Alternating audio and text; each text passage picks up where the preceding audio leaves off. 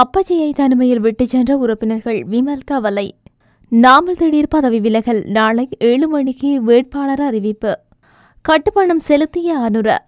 நியூயார்க்கில் உள்ள பங்களாதேஷ் தூதரகத்தை ஆக்கிரமித்த போராட்டக்காரர்கள். காணாமல் போன புகையிரத நிலைய ஊழியர். ரத்து செய்யப்பட்ட புகையிரத சேவைகள். விலகியவர்கள் மீண்டும் வருவார்கள். சாகர நம்பிக்கை. அச்சத்தில் ஜனாதிபதி. சிறையில் உள்ளவர்களை விடுதலை செய்ய உத்தரவு. முன்னாள் அமைச்சர் விஜயதாசவிற்கு நாடாளுமன்றில் ஏற்பட்ட நிலை.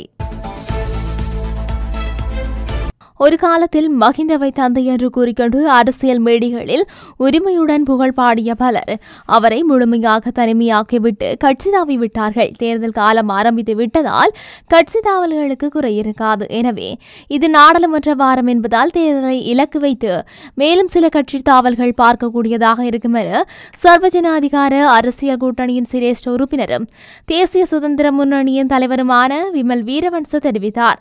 எத்தனை வேட்பாளர்கள் தேர்தலில் போட்டியிட்டாலும் இன்று நாட்டில் இருக்கும் தீர்மானமிக்க சவால்களுடனான பிரச்சினைகள் தொடர்பில் சிந்தித்தால் பொதுமக்களுடன் விளையாடுவதற்கு எமக்கு உரிமை இல்லை. எனவே இந்த ஜனாதிபதி தேர்தல் தீர்மானம் மிக்கதாக இருக்கும்.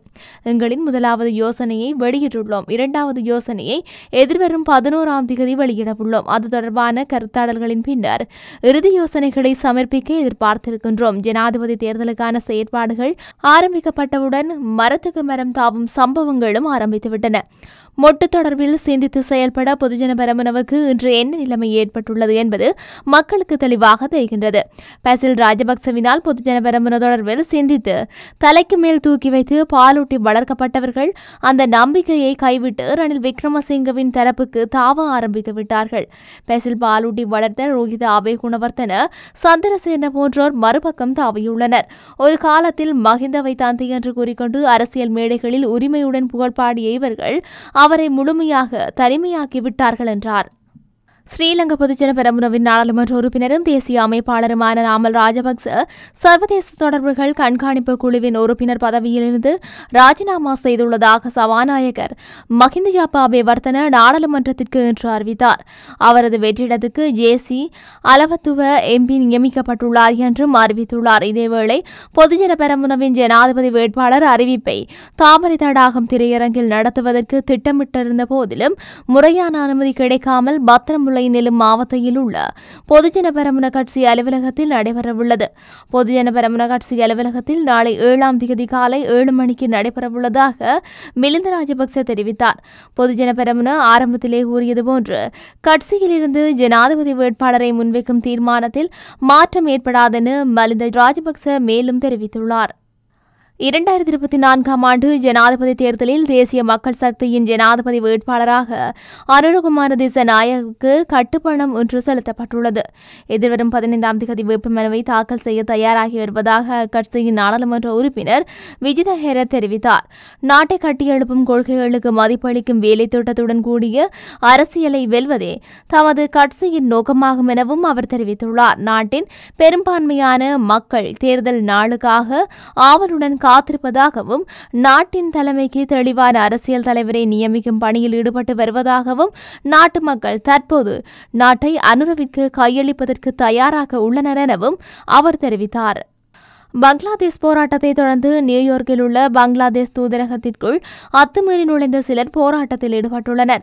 பிரதமர் பதவியிலிருந்து விலக கோரி நேற்றைய தினம் பங்களாதேஷ் தலைநகர் டாக்காவில் போராட்டக்காரர்கள் முன்னாள் பிரதமர் ஷேக் ஹசீனாவின் உத்தியோகபூர்வ இல்லத்தை ஆக்கிரமித்து அங்கிருந்து உடைமைகளுக்கு சேதம் விளைவித்தனர். இந்த நிலையில் நியூயார்க்கில் உள்ள பங்களாதேஷ் தூதரகத்திற்குள் நுழைந்த போராட்டக்காரர்கள் அங்கிருந்த அதிகாரிகளுடன் வாக்குவாதத்தில் ஈடுபட்டு ஷேக் முஜிபுர் ரஹ்மானின் புகைப்படத்தை முழக்கமிட்டு அகற்றியுள்ளனர். தெமட்டகுட புகையிரத நிலைய ஊழியர்கள் தமது கடமைகளை விட்டு சென்றமையினால் புகையிரத சேவைகள் தடைப்பட்டுள்ளன. இதன் காரணமாக கொழும்பு கோட்டையிலிருந்து புறப்படும் புகையிரதங்களில் தாமதங்கள் மற்றும் ரத்து செய்யப்படும் என ரயில்வே திணைக்களம் தெரிவித்துள்ளது. தெமட்டகுட புகையிரத நிலைய ஊழியர் ஒருவர் காணாமல் போனமை தொடர்பிலான விசாரணைகள் உரிய முறையில் மேற்கொள்ளப்பட்டதற்கு எதிர்ப்பு தெரிவித்து பணியிலிருந்து விலகியுள்ளனர். இதன் காரணமாக காலை கொழும்பு கோட்டையிலிருந்து பதுளை வரை இயக்கப்படவிருந்த பொடிமெனிக்கே புகையிரதம் மற்றும் பதுளை ஒடிசி ஆகிய ரயில்களை இதுவரையில் இயக்க முடியவில்லை என புகையிரத போக்குவரத்து பிரதி பொது முகாமையாளர் என்ஜே இதிபொலகே தெரிவித்துள்ளார். இந்த நிலைமை காரணமாக பல புகையிரத பயணங்களை ரத்து செய்ய வேண்டியுள்ளதாகவும் அவர் மேலும் தெரிவித்துள்ளார். ஸ்ரீலங்கா பொதுஜன பெரமுனவில் இருந்து விலகிய நாட்டை நேசிக்கும் அனைவரும் மீண்டும் கட்சியில் இணைவார்கள் என நம்புவதாக ஸ்ரீலங்கா பொதுஜன பெரமுனவின் பொதுச் செயலாளர் சாகர காரியவசம் தெரிவித்துள்ளார். நாட்டின் பிரஜைகள் மீது நம்பிக்கை வைத்துள்ளதாகவும் அவர் மேலும் தெரிவித்துள்ளார். பொதுஜன பெரமுன முன்வைக்கும் ஜனாதிபதி வேட்பாளர் நாட்டின் 9வது நிறைவேற்று அதிகாரம் கொண்ட ஜனாதிபதி எனவும் வேட்புமனு தாக்கல் செய்யப்பட்ட ஒரு வாரத்தின் பின்னர் நாட்டின் பெரும்பான்மையான மக்கள் அவருக்கு ஆதரவளிப்பார்கள் எனவும் அவர் தெரிவித்தார். அத்துடன் பொதுஜன பெரமுனவுக்கு தனிப்பட்ட நபர்களுடன் போட்டி இல்லை எனவும் ரணில் விக்ரமசிங்கவிற்கும் பொதுஜன பெரமுனவுக்கும் இடையில் கொள்கை பிரச்சினை இருப்பதாகவும் தற்போதைய ஜனாதிபதி தற்காலிகமாக நியமிக்கப்பட்டவர் எனவும் அவர் மேலும் குறிப்பிட்டுள்ளார். சிறையில் இருந்த பங்களாதேஷ் முன்னாள் பிரதமர் கலிதா ஷியாவை விடுதலை செய்ய அந்த நாட்டு ஜனாதிபதி உத்தரவிட்டுள்ளார். பங்களாதேஷ் ஜனாதிபதி முகமது ஷப்தின் சிறையில் உள்ள அனைத்து எதிர்க்கட்சி அரசியல்வாதிகள் மற்றும் செயற்பாட்டாளர்களை விடுவிக்க உத்தரவிட்டுள்ளார். பங்களாதேஷில் நிலவும் அமைதியின்மை காரணமாக டாக்கா சர்வதேச விமான நிலையம் சில மணி நேரம் மூடப்பட்டது. பங்களாதேஷின் முன்னாள் கிரிக்கெட் வீரர் மர்ஷபின் மோர்சவின் வீட்டிற்கும் போராட்டக்காரர்கள் தீ வைத்ததாக வெளிநாட்டு ஊடகங்கள் செய்தி வெளியிட்டுள்ளன. போராட்டக்காரர்கள் பிரதமரின் மற்றும் பாராளுமன்றத்திற்குள் நுழைந்து பலத்த சேதம் விளைவித்துள்ளனர்.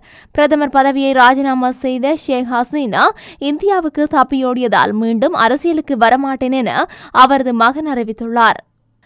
நீதித்துறை, சிறைச்சாலை விவகாரங்கள் மற்றும் அரசியலமைப்பு மறுசீரமைப்பு அமைச்சர் பதவியிலிருந்து விலக்கிய கலாநிதி விஜயதாச ராஜபக்சவிற்கு ஆளும் கட்சியின் பின்வரிசையில் ஆசனம் ஒதுக்கப்பட்டுள்ளதாக நாடாளுமன்ற தகவல்கள் தெரிவிக்கின்றன. இதனால் அமைச்சர்கள் அமர்ந்துள்ள இடங்களுக்கு பிறகு அவர்களுக்கு முன்னால் அமைச்சர்களுக்கு ஒதுக்கப்பட்ட இருக்கைகளில் ஒன்று ஒதுக்கப்படும். எவ்வாறாயினும் எதிர்க்கட்சிக்கு ஒரு ஆசனத்தை ஒதுக்குமாறு அவர் கோரினால் அதற்கும் தேவையான ஏற்பாடுகளை செய்வதற்கு நாடாளுமன்றத்தின் தலைவர்கள் கடமைப்பட்டு இருப்பதாக தெரிய வருகின்றது. விஜயதாச ராஜபக்சே எதிர்வரும் ஜனாதிபதி தேர்தலில் வேட்பாளராக போட்டியிட உள்ளதால் அமைச்சு பதவியில் இருந்து விலகினார். இதேவேளை எதிர்வரும் ஜனாதிபதி தேர்தலில் ஜனாதிபதிக்கு ஆதரவளிக்காத ஸ்ரீலங்கா பொதுஜன பெரமுன எம்பிக்களுக்கு எதிர்க்கட்சி ஆசனங்களை வழங்குவதற்கு எவ்வித தீர்மானமும் எடுக்கப்படவில்லை என நாடாளுமன்ற அதிகாரிகள் சுட்டிக்காட்டியுள்ளனர்.